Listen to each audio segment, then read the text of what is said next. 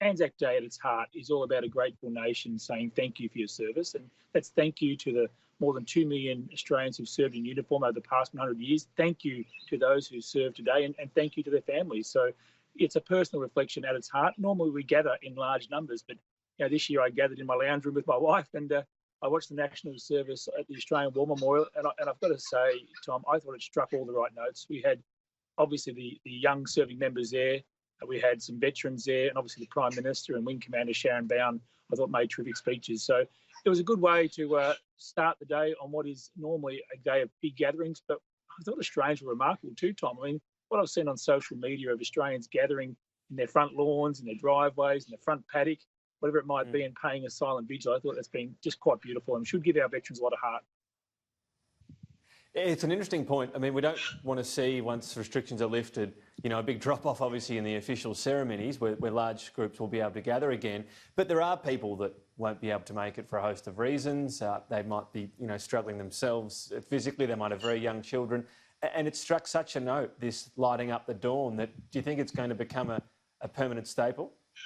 Well, Tom, when we cancelled the major public gatherings, obviously we couldn't possibly cancel Anzac Day. And the Australian people just said, we're going to do Anzac Day our own way this year. And so this is an idea that came from the people. It was their idea. The RSL ran with it. The government ran with it as well. But the people themselves decided, I want to pay my personal respects. I want to say thank you to the Australian servicemen and women who got us the freedoms that we enjoy today.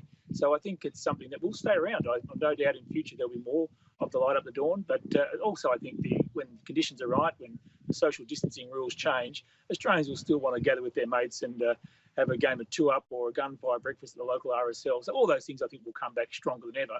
But this year we were innovative, we adapted, we were flexible, a bit like the original Anzacs. So are known for their flexibility, adaptability and versatility. Well, the Australian public said, we're going to make sure we commemorate you and everything you've done for us. You mentioned the speech from Sharon Browns, of course, a former defence nurse. It was an interesting message she had because, yes, we're talking about commemorating the Anzacs, but she spoke about the time we're going through right now and that it shows individually we might not be much, but when we unite, we can actually be a much bigger and greater force.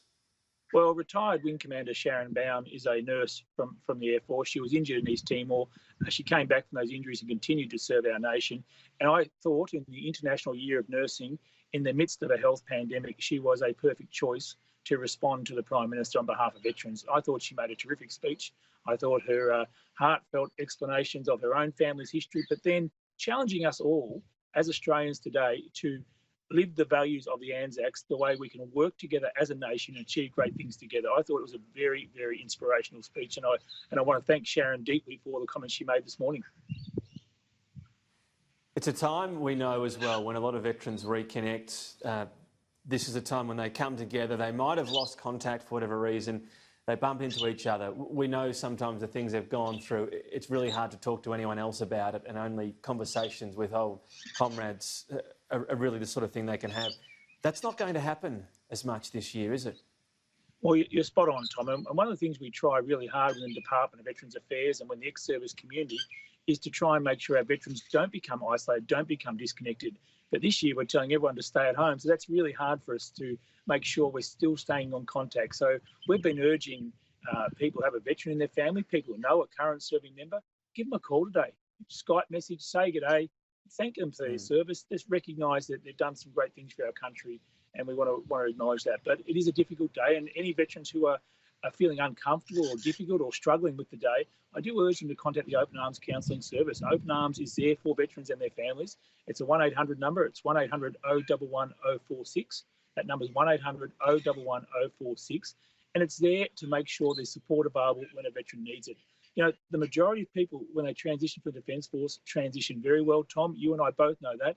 But some will struggle, and we need to make sure that support's available to them when they need it. Which I suppose is yet another impact of COVID-19. I know you're right into this area of veteran suicide, and this is a time right now where people, when they're normally encouraged, get together, go and see someone, that it's harder to do that. Yes, you can reach out by phone, by Skype, as you say, and they should certainly still be doing that, but sometimes it's hard to replace that, person-to-person contact. I think you're exactly right, and that's the challenge I think we face right across our nation is that people who become isolated as a result of the health pandemic we need to make sure we're keeping in contact with them, whether they're a veteran or an older person or someone who has low immune system and they can't really be socialising with other people at this time.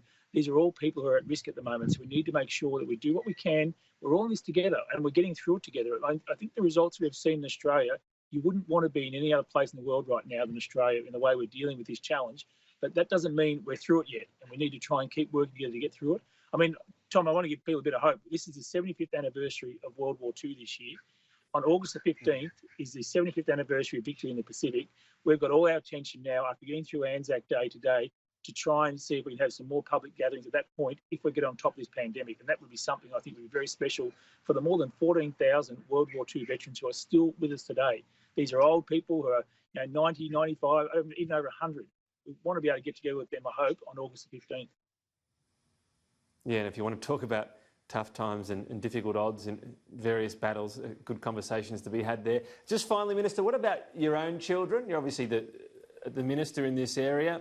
Have they had an extra infusion, if you like, of the Anzac spirit? Have you sort of given them an extra talking to? Do they talk amongst their friends and make sure they're aware of what we commemorate on this day?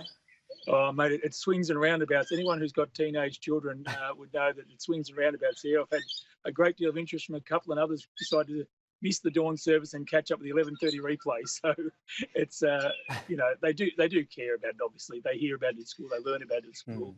And we try and instill in them a sense of, let's count our blessings as Australians. The freedoms we enjoy today didn't come easily. They were hard fought for. We need to respect all those who served in our nation's uniform. And we saw it right here in my own electorate over the summer break, Tom, with the bushfires, the Operation Bushfire Assist, the work the Australian Defence Force did during that time was something incredible for my community. So we're very thankful here in Gippsland.